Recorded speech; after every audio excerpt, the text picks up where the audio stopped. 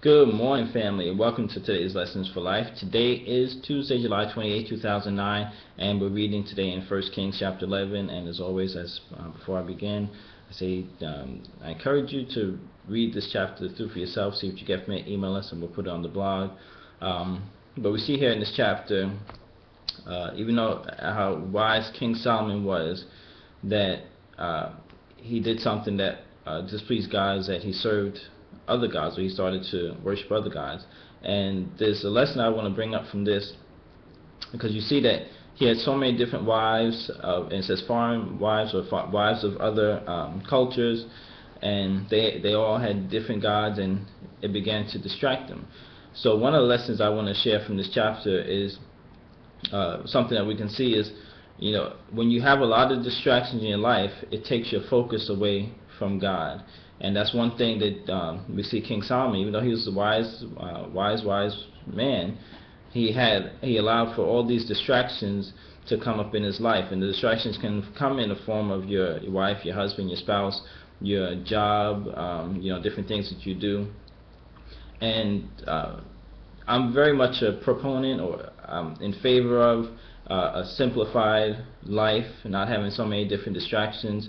I was even talking to Uncle Terry yesterday about telephone, but they have the cell phones, and I say, well, one of the reasons I don't have a cell phone is when I'm doing something, I don't want to be taken away from it or distracted. A lot of times, you see people doing things, and then their phone interrupts them from whatever they're doing, and constantly, one phone call, two phone calls, three phone calls, whatever. But for me, if I'm doing something, whether I'm traveling in my car, or if I'm at somewhere that's not at work, then I don't want to be distracted by the phone. I want to be able to focus my attention on what I'm doing, as opposed to now getting interrupted by a telephone call, which I see over and over and over and over again with people who have cell phones. So that's one of the reasons I don't personally right now have a cell phone, because I see it as a distraction, and I like to be focused. Even in the office, when I'm doing something in the office, I don't like to be distracted or lose focus from a phone call, even it could be work related or anything. I like to finish what I'm doing, but concentrate on what I'm doing. And sometimes I don't even like when people come into the office, especially like salespeople or things like that, because they're a distraction for me.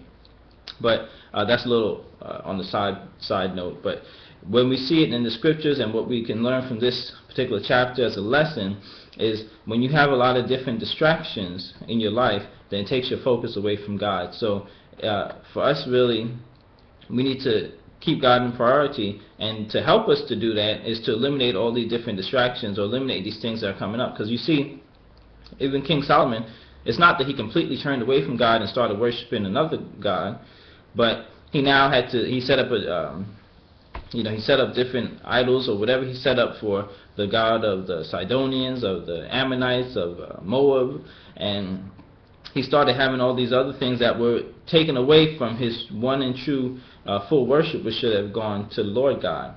And that's one lesson I want to share. And another lesson as we read through is that God still remained faithful to the word that he gave to David, because even through Solomon's disobedience, he didn't completely take the kingdom away from him.